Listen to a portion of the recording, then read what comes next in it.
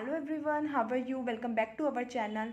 आज मैं बच्चे कुछ आपको इंपॉर्टेंट न्यूमेरिकल्स करवाऊंगी कॉस्ट अकाउंटिंग, अकाउंटिंग रेशोज़ के अंदर से और कैपिटल स्ट्रक्चर के अंदर से, जो कि एग्जाम पॉइंट ऑफ व्यू से ज़्यादा इंपॉर्टेंट है। कुछ बच्चे ये बोल रहे थे कि मैम न्यूमेरिकल्स नहीं आएंगे। देखो बच्चे, न्यूमेरिकल आएंगे, छोटे न्यूमेरिकल्स आएंगे, जैसे कैश फ्लो स्टेटमेंट में बड़े बड़े होते हैं न्यूमेरिकल, इस टाइप के नहीं आएंगे। बट छोटे जो न्यूमेरिकल्स होते हैं, जो ट्रिकी होते हैं, वो ज़रूर आएंगे। तो आप ज़रूर करके जाइएगा, इस उसमें मत रहिएगा कि न्यूमेरिकल्स बिल्कुल भी नहीं आएंगे। आपने एस्टेट का पेपर दिया था, वहाँ भी देखा था कि न्यूमेरिकल्स आते हैं। सीवीपी एनालिसिस में से ज़रूर आता है, कॉस्ट अकाउंटिंग में से, अकाउंटिंग रेशोज़ में से पूछ लेते हैं, फॉर्मूलाज पूछ लेते हैं, कोई भी ऐसा सिंपल पूछ लेते हैं। तो ज़रूर करके जाइएगा। आज मैंने कुछ ट्रिकी से क्वेश्चंस रखे हैं, विद ट्रिक मैं आपको समझाऊंगी। और कुछ ऐसे बच्चे होते हैं जिनका थोड़ा सा मैथ्स थोड़ा सा स्लो होता है, स्लो लर्नर्स होते हैं मैथ्स में, तो उनको भी मैं विद ट्रिक्स करना सिखाऊंगी। बट वीडियो को अगर अच्छी लगे तो लाइक करना ना भूलें, ठीक है। वीडियो को एंड तक देखिएगा। देखो बच्चे, क्या है, in two consecutive periods, sale and profit were 1,60,000 and 8,000 in the first period। देखो, फर्स्ट पीरियड में जो सेल हुई थी 1,60,000 की हुई थी, और जो प्रॉफिट हुआ था 8,000 का हुआ था। और सेकेंड पीरियड में जो सेल हुई थी 1,80,000 की हुई थी, और जो प्रॉफिट हुआ था वो 14,000 का हुआ था। If there is no change in the fixed cost, fixed cost में कोई चेंज नहीं होता दो पीरियड में, तो फाइंड पीवी रेशो। अब मैं आपको बताती हूँ। देखो बच्चे, पीवी रेशो निकालने के दो तरीके होते हैं। पीवी रेशो फाइंड करने का या तो होता है कॉन्ट्रीब्यूशन अपॉन में सेल, ठीक है, जब आपको 1 साल का दे रखा हो, और आपको अगर 2 साल का अगर आपको दे रखा हो, तो तब हम पीवी रेशो कैसे निकालते हैं। पीवी रेशो निकालने का फॉर्मूला होता है change in profit upon change in sales, change in profit upon sales, change in sales into में 100। अब देखो, चेंज इन प्रॉफिट, प्रॉफिट में कितना चेंज हुआ है। पहले प्रॉफिट था 8,000 का, बाद में प्रॉफिट हो गया 14,000 को, तो कितने का प्रॉफिट हो गया, कितने का चेंज हुआ है। 8,000 तो 14,000 का हो गया, 6,000 का हो गया प्रॉफिट में चेंज। और जो आपका सेल में कितने का हो गया, पहले 1,60,000 की थी और बाद में 1,80,000 की हो गई, कितने का हो गया, 20,000 का। 20,000 का आपको फायदा हो गया, इंटू में 100। इसको काटेंगे तो देखो 20 बन जाए 20, 25 तो कितना हो जाएगा 30%। आपका जो पीवी रेशियो आएगा परसेंटेज में आता है, तो वो कितना आएगा 30%। मैं आपको दोबारा बता देती हूँ, फॉर्मूला बहुत ईजी है। चेंज इन प्रॉफिट, प्रॉफिट में चेंज, प्रॉफिट में कितना चेंज हुआ, 8,000 से 14,000 हो गया, 6,000 रुपये बढ़ गए। और सेल में कितना चेंज हुआ, पहले 1,60,000 की बिक्री हुई थी, इस बार 1,80,000 की, 20,000 का profit, change in sale, into में 100 करेंगे तो 3 जीरो से 3 जीरो, 20 बन जाए 20, 25 5, 30% हमारा क्या आ गया, पीवी रेशो आ गया, ठीक है बच्चे। हाँ जी, उसके बाद सेकेंड हमारा जो न्यूमेरिकल है वो देखो क्या है। If firm has a capital of ₹10 lakh, एक फर्म की कैपिटल है 10 लाख रुपीज़, और जो सेल है वो 5 लाख रुपए की है, ग्रॉस प्रॉफिट 2 लाख रुपए का है, एक्सपेंसेस 1 लाख रुपए के हैं। Find the net profit ratio. ये आपका अकाउंटिंग रेशोज का क्वेश्चन है, जो कि बहुत इंपॉर्टेंट है। अब देखो, नेट प्रॉफिट रेशो निकालने का फॉर्मूला क्या होता है, आपको पता है। जो नेट प्रॉफिट होता है, नेट प्रॉफिट रेशो निकालने का फॉर्मूला होता है नेट प्रॉफिट अपॉन में सेल्स, है ना, net sales. Net profit upon में नेट सेल इनटू में 100 निकालते हैं। अब आप नेट प्रॉफिट कैसे निकालोगे। नेट प्रॉफिट निकालने का आपका फॉर्मूला होएगा, देखो मैं सिंपल आपको बताती हूँ। मान लो आप प्रॉफिट एंड लॉस अकाउंट बना रहे हो, तो यहाँ पर आपका ग्रॉस प्रॉफिट आता है, जीपी आता है, और यहाँ पर आपके एक्सपेंसेस आ जाएंगे, है ना। तो अगर जीपी में से, ग्रॉस प्रॉफिट में से, ग्रॉस प्रॉफिट कितना है 2 लाख का, उसमें से अगर आप एक्सपेंसेस माइनस कर दोगे 1 लाख का, तो नेट प्रॉफिट आपका कितना आ जाएगा, 1 लाख रुपए का। कितने का आ जाएगा, 1 लाख का। कैसे आया, आपने बना रखा है ना, फाइनल अकाउंट्स बनाए थे, उसमें प्रॉफिट एंड लॉस अकाउंट बनाया था, उसमें आपने क्रेडिट साइड ग्रॉस प्रॉफिट दिखाया, उसके बाद आपने इनडायरेक्ट एक्सपेंसेस को सारे को माइनस कर दिया, तो आपका नेट प्रॉफिट कितने का आ गया, 1 लाख का। तो हम यहाँ नेट प्रॉफिट कितने का दिखाएंगे, 1 लाख का। 3, ठीक है। और नेट सेल कितनी दे रखी है हमारी, 5 लाख रुपए की। हमारी सेल दे रखी है 5 लाख रुपए की, इंटू में 100, ठीक है। 5 जीरो से 5 जीरो कट, 5 दूनी 10 जीरो, तो 20% का हमारी क्या आ गया, नेट प्रॉफिट रेशियो। तो हमारा ऑप्शन दे रखा है 50%, 40%, 20%, 10%, तो हमारा क्या आ जाएगा, 20%। समझ आया, नहीं आया, दोबारा बताती हूँ। नेट प्रॉफिट रेशियो निकालने का फॉर्मूला आपको याद होना चाहिए, क्या होता है, नेट प्रॉफिट अपॉन में नेट सेल इनटू में 100। नेट प्रॉफिट कैसे निकलता है, आप कंफ्यूज हो जाते हो तो ध्यान रखना, ग्रोस प्रॉफिट में से आप एक्सपेंसेस माइनस कर दोगे। आप P&L का आपको फॉर्मेट तो पता ही होगा ना। P&L में हम ग्रोस प्रॉफिट दिखाते हैं, उसमें से एक्सपेंसेस माइनस कर देते हैं सारे, तो हमारा क्या आ जाता है, नेट प्रॉफिट आ जाता है। तो वही चीज़ हमने यहाँ पे की। तो 1 लाख का हमारा, देखो 2 लाख के हमारे ग्रोस प्रॉफिट, तो उसमें से एक्सपेंसेस 1 लाख के माइनस किए तो कितना आ गया, 1 लाख रुपये नेट प्रॉफिट आ गया। नेट सेल हमारी 5 लाख की दे रखी है, तो वो कैलकुलेशन की तो हमारा 20% क्या आ गया, नेट प्रॉफिट रेशो आ गया। ये आपका अकाउंटिंग रेशो में था, बहुत इंपॉर्टेंट क्वेश्चन था। ठीक है बच्चे, ये आपका कैपिटल स्ट्रक्चर में से है। देखो कैसे होता है, कैपिटल बजटिंग में से है। इन्वेस्टमेंट, अब आपने आप कहोगे मैम कैपिटल बजटिंग तो आएगा नहीं। बेटे जो आपकी बजटरी कंट्रोल की टेक्निक्स है ना, उसमें से भी ये क्वेश्चन दे सकते हैं, है ना। आपका दे रखा है ना उसमें कैपिटल बजटिंग की टेक्निक। आप देखो cost reduction and cost control, cost control and cost reduction और उसकी टेक्निक्स के बारे में बोल रखा है, उसमें से ये क्वेश्चन बन सकता है आपका, तो इसलिए जरूर करना। देखो इन्वेस्टमेंट इन अ प्रोजेक्ट, किसी भी प्रोजेक्ट में इन्वेस्ट करते हैं 200 लाख रुपए, मतलब हमारा जो कैश कितना हम इन्वेस्ट कर रहे हैं 200 लाख रुपए, ये आपका कैश आउटफ्लो हो गया। और एनपीवी हमारा है 50 लाख रुपए, तो अमाउंट ऑफ इनफ्लो। तो देखो NPV net present value, net present value निकालने का फॉर्मूला हमारा होता है कैश इनफ्लो, कि हमारे पास कैश आ कितना रहा है, और कैश आउटफ्लो का मतलब है कैश हमने लगाया कितना था। अब देखो इसमें दे रखा है एनपीवी हमारा 50 लाख रुपए, मतलब हमारा नेट प्रेजेंट वैल्यू हमारी आई है 50 लाख की। कैश इनफ्लो हमने कितना लगाया था, हमें नहीं दे रखा। कैश आउटफ्लो हमने इन्वेस्ट कितना किया था, 200 लाख रुपए, कितने, 200 लाख रुपए। ठीक है, तो हमें निकालने एक्स की वैल्यू, तो क्या करेंगे 50, 1 2 3 4 5 माइनस में 200, 1 2 3 4 5, 200 लाख में से अगर आप 50 लाख माइनस करोगे, देखो ये आपका जो 200 लाख है यहाँ पे माइनस का है, तो इस साइड जाएगा तो आपका प्लस का हो जाएगा। तो 200 और 50 कितना हो जाएगा, 250 लाख, कितने हो जाएंगे 250 लाख। तो आपने यहाँ पर आपके पास आया कितना, जब आपने 200 लाख रुपए लगाए थे, इन्वेस्ट करे थे, तो आपके पास कितने आए थे, 250 लाख रुपए। तो ये इसमें पूछा है 250 लाख, क्या आ जाएगा 250 लाख। समझ आया कैसे आया। देखो जो एनपीवी होता है net present value method, net present value method होती है वो बेटा कैपिटल बजटिंग के अंदर आपकी वो वाली टेक्निक है, डिस्काउंटिंग मेथड है। डिस्काउंटिंग मेथड देखो मैं आपको सारा बता देती हूँ, ये कैपिटल बजटिंग की टेक्निक है।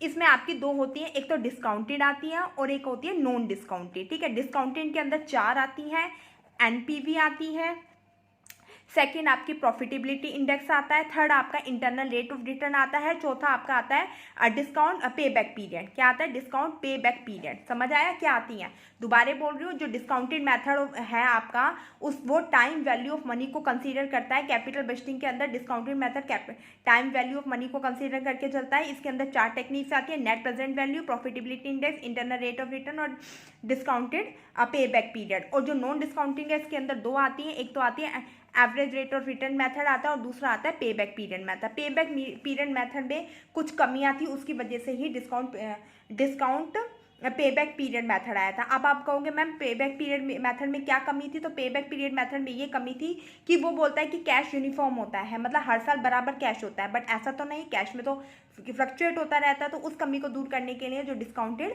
पे बैक पीरियड आया था। ठीक है, और नेट प्रेजेंट वैल्यू निकालने का फॉर्मूला होता है कैश इनफ्लो माइनस में कैश आउटफ्लो। कैश इनफ्लो आपको इन्वेस्ट दे रखा था कि कितना आपने लगाया था 200 लाख रुपए, आपका एनपीवी निकल के आया था 50 लाख रुपए, तो आपको फायदा कितने को, 50 लाख का तो कितना आया आपका, मतलब 250 लाख रुपए आपका कैश इनफ्लो आया था।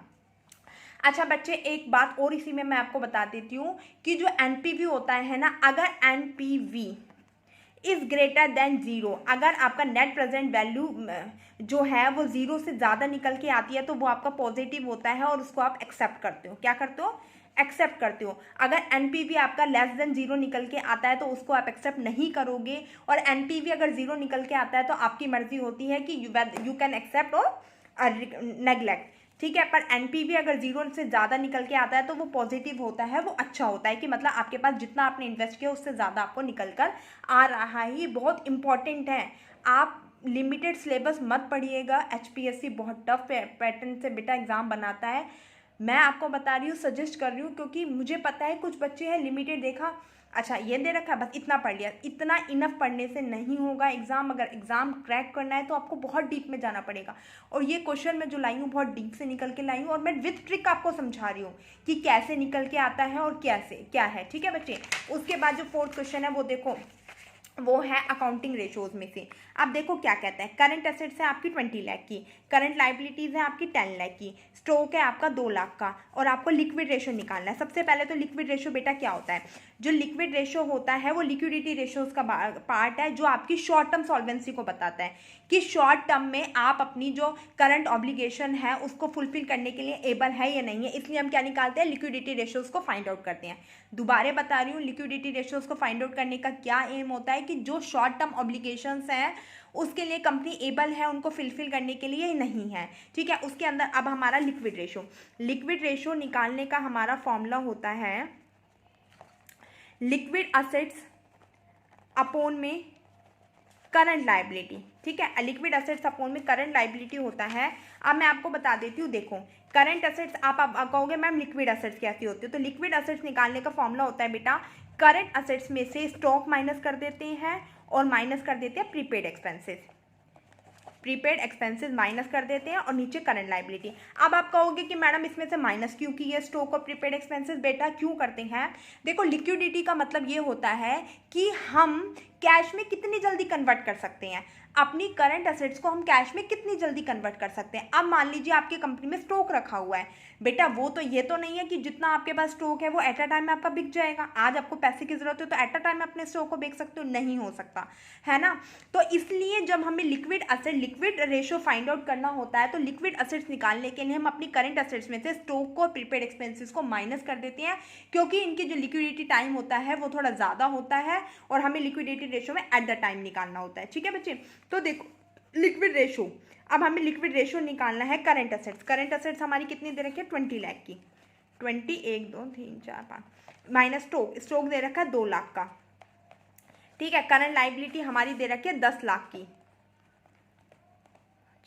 थोड़ा सा बेटा मेरे को मोबाइल पकड़ना पड़ रहा है और फोन भी पकड़ना पड़ता है और साथ में करना। देखो 2 लाख कितनी दे रखी है आपकी, 20 लाख की दे रखी है करंट असेट, और स्टॉक आपका 2 लाख का दे रखा है, तो 20 लाख में से 2 लाख माइनस करोगे तो कितना आ जाएगा 18। ठीक है, और आपका यहाँ पे करंट लाइबिलिटी कितनी दे रखी है 10 लाख की। 5 जीरो से 1 2 3 4 5, 5 जीरो से 5 जीरो कट गया, 10 से वो करा 1.8 टाइम्स आ जाएगा, 1.8 टाइम्स कितना आ जाएगा 1.8 टाइम। ये आपका ऑप्शन में दे रखा है सेकेंड।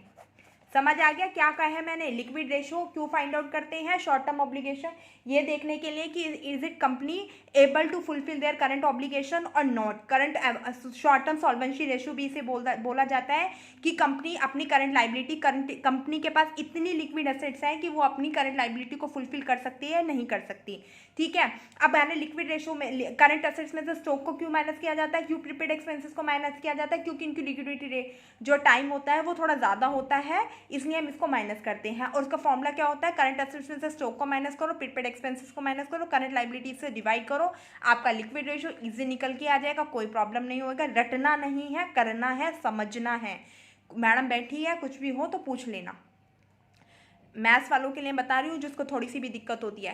करंट एसेट्स आपकी दे रखी है ना, सब रीज़न बता दिया कि क्यों हम इसमें से माइनस कर दें। उसके बाद आपका ये भी आपका किस में से है, अकाउंटिंग रेशोज में से है, बहुत इंपॉर्टेंट है। एनुअल क्रेडिट सेल आपकी 40 लाख की दे रखी है, एवरेज कलेक्शन पीरियड आपका 45 डेज का दे रखा है, एवरेज डाटा निकालना है। अब देखो आपका फॉर्मूला क्या होता है, मैं बताती हूँ क्या फॉर्मूला होता है। आपका फॉर्मूला होता है एवरेज कलेक्शन पीरियड जब आप निकालते हो तो आपका फॉर्मूला होता है average debtor divided by annual credit sale divided by ये डेज इन आई है। क्या होता है, डेज इन आ ईयर। ध्यान रखना बेटा, आपको जब मैंने डेटर टर्नओवर रेशो निकालना बताया था तो उसके बाद मैंने आपको एक एवरेज कलेक्शन पीरियड बताया था, जिसमें आप क्या करते हो, जितना भी आपका डेज इन अ ईयर होता है उसको डिवाइड कर लेते हो डेटर टर्नओवर रेशो से, है ना, तो आपका एवरेज डेटर कलेक्शन पीरियड आ जाता है। तो उसी तरीके से आपको यहाँ पे एवरेज कलेक्शन पीरियड दे रखा है, एवरेज डेटर आपको फाइंड आउट करने हैं और आपके एवरेज कलेक्शन से एवरेज एनुअल क्रेडिट सेल दे रखी है और डेज इन अ ईयर दे रखा है। तो देखो कैसे निकालोगे, एवरेज कलेक्शन पीरियड कितना है 45। ठीक है बच्चे, एवरेज डेटर कितने हैं एक्स है, एक्स मान लिए, divide by annual credit sale कितनी है 40 लाख की। ठीक है, डेज इन अ ईयर कितने माने, एक साल में 360 डेज माने, कितने माने, एक साल में 360 डेज माने हैं। तो अब आप क्या कर सकते हो, कैसे निकालोगे इसको, ये 360 को 45 से क्या कर दोगे, या फिर ऐसे करो कि जो x डिवाइडेड में है ना, ऐसे करो 45 equal to x by 1 multiply में 360 अपॉन में 40, 1 2 3 4 5, है ना। अब देखो, अभी इसको यूं की यूं ही ध्यान दो, मैं आपको इजी तरीके से बताती हूँ, इधर उधर करना आपको नहीं आएगा। जो आपको पता है कि जब डिवाइड में होती है तो इधर की साइड रेसिप्रोकल हो जाती है, तो हमने 40 लाख और डिवाइड बाय 360 था, 360 इंटू 40 लाख कर लिया। अब देखो, एक जीरो से एक जीरो कट गया, है ना। 4 9 जा 36, 4 1 जा 4, 1 2 3 4, 40 लाख थी, 4 1 जा 4, 1 2 3 4 5, 5 आ गई, यहाँ 9 आ गया, यहाँ ये आ गया। अब आप क्या करोगे, अब देखो x 9x आ गया, यहाँ पर आपका 9x आ गया और यहाँ पर आ गया 1 2 3 4 5, 1 लाख आ गया। अब आप क्रॉस मल्टीप्लाई कर दो, क्रॉस मल्टीप्लाई करोगे तो बहुत इजीली निकल जाएगा। देखो कैसे, 45 को 1 लाख से 9x इक्वल टू 45 लाख, ठीक है। अच्छा, x की वैल्यू निकालने 9 से डिवाइड कर दोगे, 9 5 जा 45, 1 2 3 4 5, 5 लाख। तो आपका जो आपके एवरेज डेटर कितने के आ गए, एवरेज डेटर आ गए आपके 5 लाख के। कितने के आ गए, दोबारा समझा देती हूँ, देखो कैसे। एवरेज कलेक्शन पीरियड निकालने का फॉर्मूला होता है एवरेज डेटर डिवाइड में annual credit sale divide by days in a year. Average collection period आपका दे रखा है 45 डेज का, एवरेज डेटर आपको फाइंड आउट करने हैं।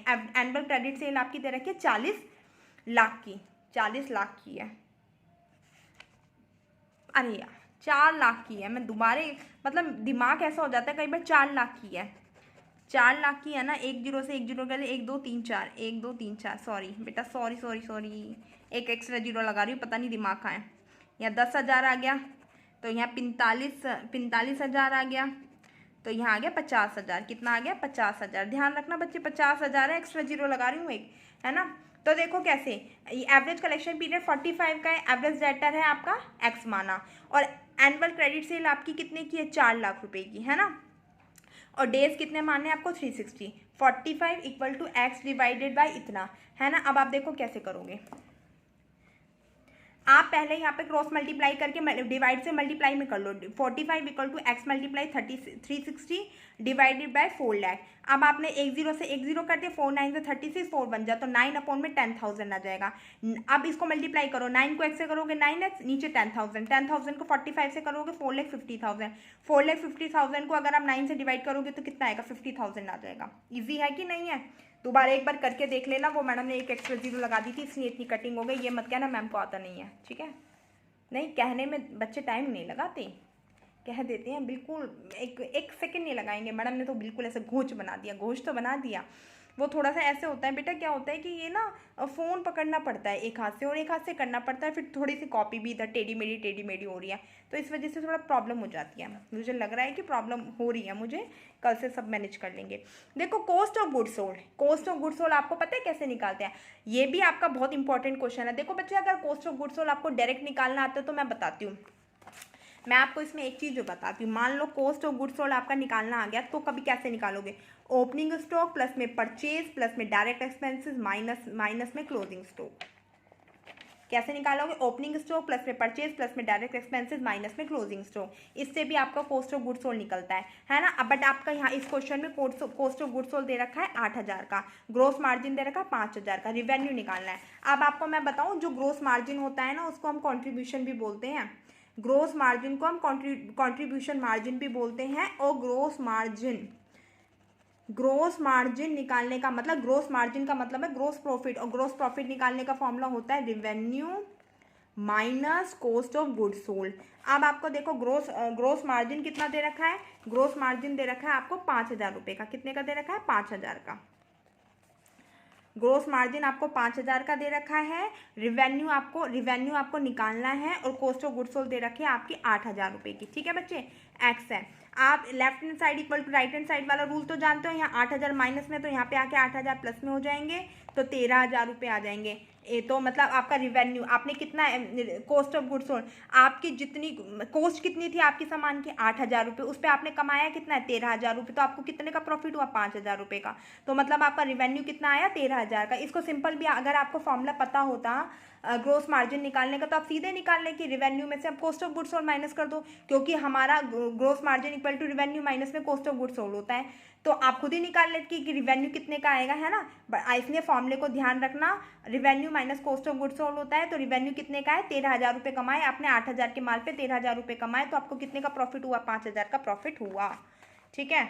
उसके बाद ये वर्किंग कैपिटल में से है, देखो कैसे है आपको पता है। सबसे पहले तो मैं बताती हूँ वर्किंग कैपिटल। वर्किंग कैपिटल का मतलब क्या होता है, वर्किंग कैपिटल को निकालने का फॉर्मूला होता है करंट एसेट्स माइनस में करंट लायबिलिटी। ठीक है बेटा, वर्किंग कैपिटल के अंदर दो आती हैं, एक तो ग्रोस वर्किंग कैपिटल आती है और एक नेट वर्किंग कैपिटल आती है।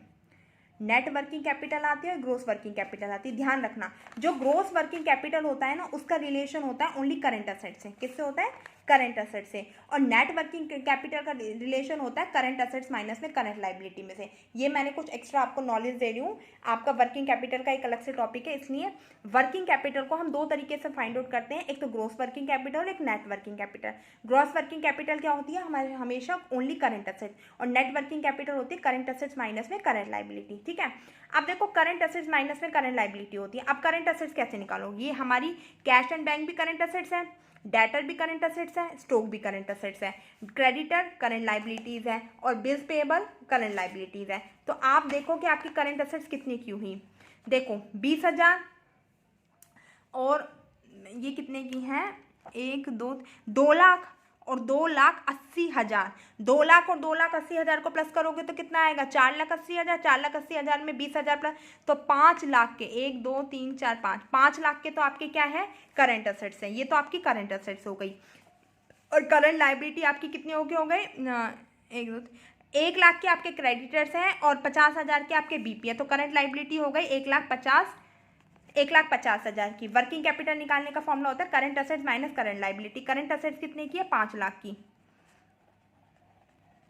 करंट लायबिलिटीज है 1,50,000, 1 2 3। ठीक है, 1 2 3 4, 10 में से 5 गए 5, 3,50,000 रुपए की आपकी क्या आ गई, वर्किंग कैपिटल आ गई। क्या आ गई, वर्किंग कैपिटल। देखना है क्या, 3,50,000 है क्या, 3,50,000 की आपकी वर्किंग कैपिटल आ गई। अच्छा, इसमें भी आप कहोगे मैडम ऑप्शन में निशान नहीं लगाया, देखो हमारा रिवेन्यू कितना आया था, 13,000 रुपये, ऑप्शन में दे रखा है 13,000 रुपये, कभी कहो मैडम ने निशान लगाया, तो 13,000 रुपये रिवेन्यू दे रखा है हमारा। ठीक है, और फॉर्मूला क्या होता है, रिवेन्यू माइनस में कॉस्ट ऑफ गुड्स सोल्ड। पीछे दे रखा था नहीं, इसका एवरेज टर्न वाले का नहीं लिखा मैंने, है ना। और इसका पता चल गया कैसे निकाला हमने, करंट एसेट्स को प्लस कर दिया, करंट लायबिलिटीज को, वर्किंग कैपिटल को निकालने का फॉर्मूला होता है करंट एसेट्स माइनस में करंट लायबिलिटी। तो करंट एसेट्स को और करंट लायबिलिटी को निकाल लिया। अब आया बहुत इंपॉर्टेंट वाला न्यूमेरिकल, देखो कैसे करेंगे। पीवी रेशो है प्रोडक्ट का 0.4 और सेलिंग प्राइस है 40 per unit. Marginal cost of the product निकालना है। सबसे पहले तो मार्जिनल कॉस्ट क्या होता है, मार्जिनल कॉस्ट वो होता है कि अगर हम 1 एक्स्ट्रा यूनिट प्रोड्यूस करते हैं तो what will be the effect on the cost of production, total cost of production, कि एक्स्ट्रा यूनिट को प्रोड्यूस करने से कॉस्ट ऑफ प्रोडक्शन पर क्या इफेक्ट आता है। Marginal cost only considered the variable cost, marginal cost के अंदर सिर्फ वेरिएबल कॉस्ट को कंसीडर किया जाता है। ठीक है, ये फिक्स कॉस्ट को कंसीडर नहीं करती, ओनली वेरिएबल कॉस्ट को कंसीडर किया जाता है मार्जिनल कॉस्ट के अंदर। एंड देखो पीवी रेशो निकालने के जो फॉर्मूलेज होते हैं वो दो होते हैं। पीवी रेशो को एक तो हम निकालते हैं कंट्रीब्यूशन अपॉन में सेल।